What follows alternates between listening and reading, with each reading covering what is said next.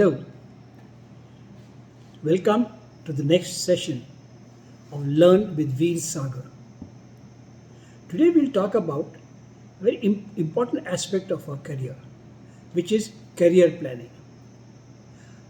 We should all, at some stage or the other, plan our careers. We normally don't do that. We take our career growth as given.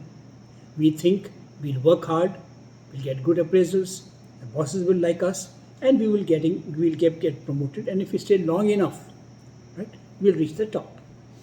There is a theory that if you stay long enough in a company, you will ultimately reach the top or as close to the top as is possible based on your other people which are with you.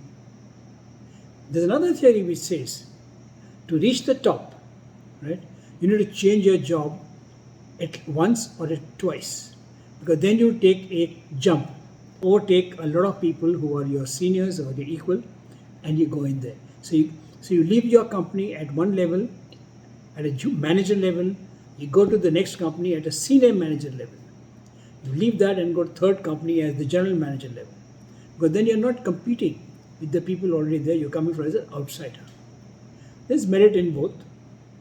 In fact, when I left Dunlop after 20 years to join computer company, my eldest brother called me and said, "Stop fooling around. You have a family. Please settle down. Don't keep changing jobs like this." So it was generally accepted that you join a company, retire from the company. You had loyalty to the company and the company had loyalty to you. Now things have changed. You don't have a thing like company loyalty, and company doesn't have a thing called employee loyalty. As long as you need each other, you're great. When the company doesn't need you, you're shown the door.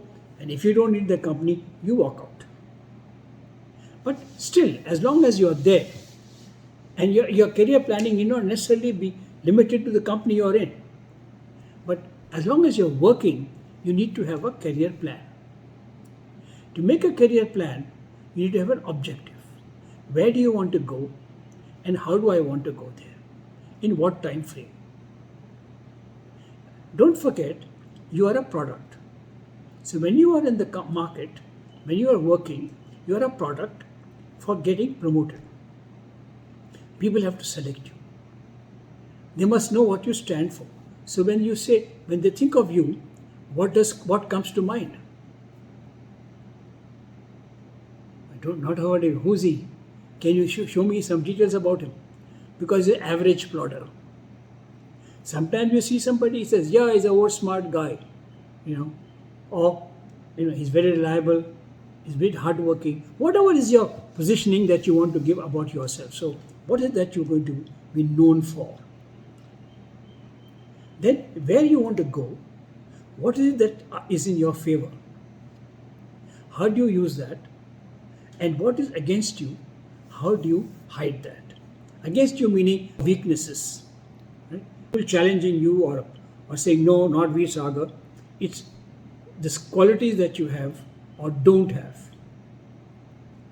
When I joined Dunlop as a management trainee, right, I was so excited at joining a multinational, very good company that never struck me, okay, what is my career plan here?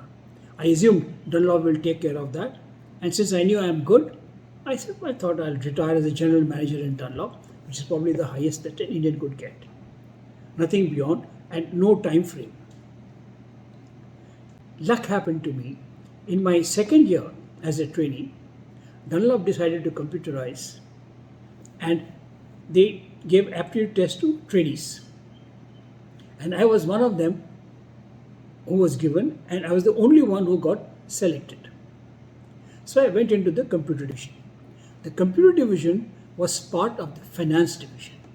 And this computer division, new division, was manned, right, by door to door with chartered accountants or computer specialists, systems analysts, programmers, architects. And here I was with no knowledge of accounts, no knowledge of computers in the computer division. And I said to myself, is it okay for me? In the main Dunlop, right, there's a process, there's a job, there's a training, there's an achievement, and you will get there. Here there's nothing, it's a new division. And I have come in with no knowledge. So I said, this is also an opportunity to set your own path. So I said, okay, I'm here, right? Where do I want to be in 3 years? But I realized one thing, that computer is the future. So it's good to stay. Even though I do not have any knowledge of computers or accountancy, this was where I should be, because computer was the future. And I said, I can use computer as an enabling technology, as a tool for doing tough calculations. And I can use accounts and accountancy as the source for information, for data, and put my knowledge of mathematics together to create optimized solutions. So my strength was I knew applied mathematics, and I could think out of the box, and I could make good mathematical models to solve inequations.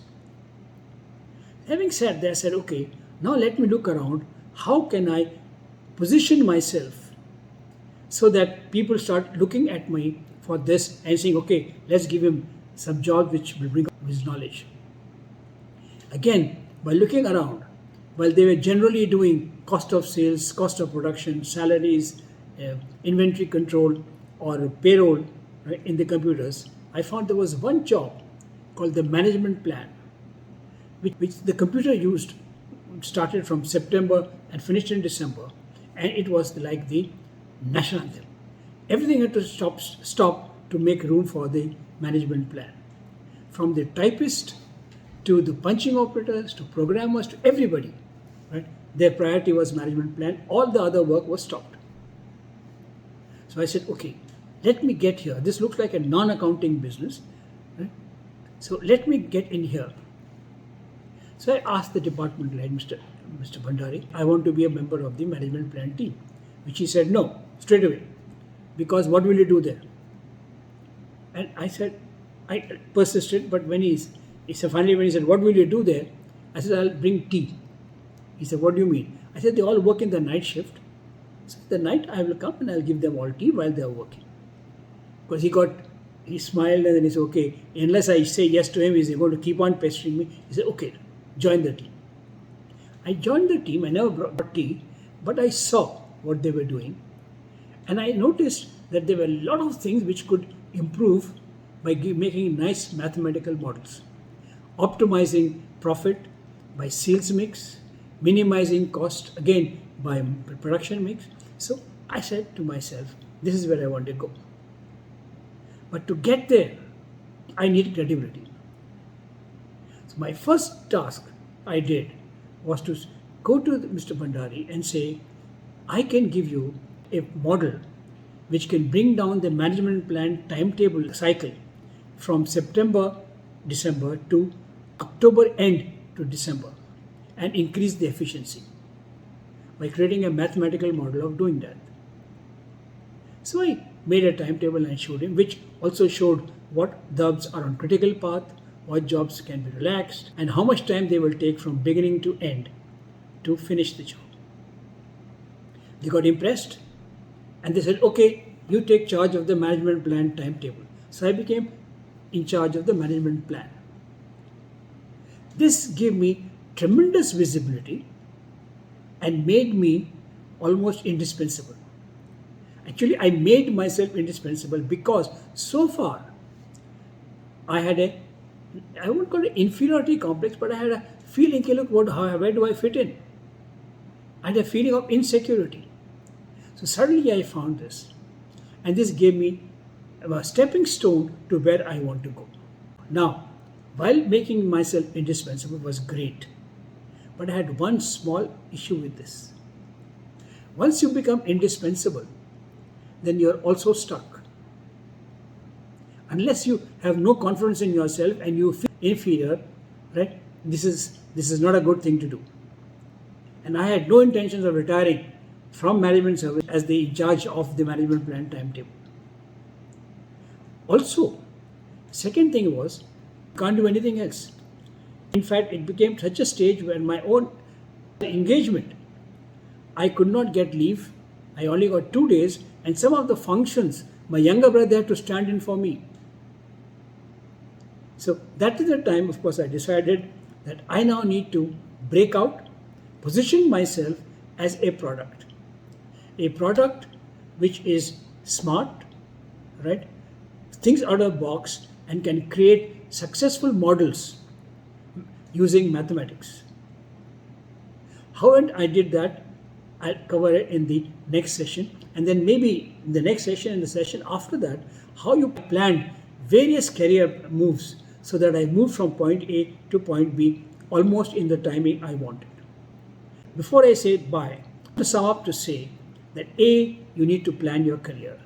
It's very important. B, to plan your career, you need to have a career objective and a time. And C, you need to know what you stand for, what are you good at, right? And then what is that you don't know and you need to bypass. I was good at mathematics, I was good at thinking of the box, so I used that. I was no good at computers or at accountancy and I made them irrelevant. So till next time, it's Veer Sagar saying goodbye.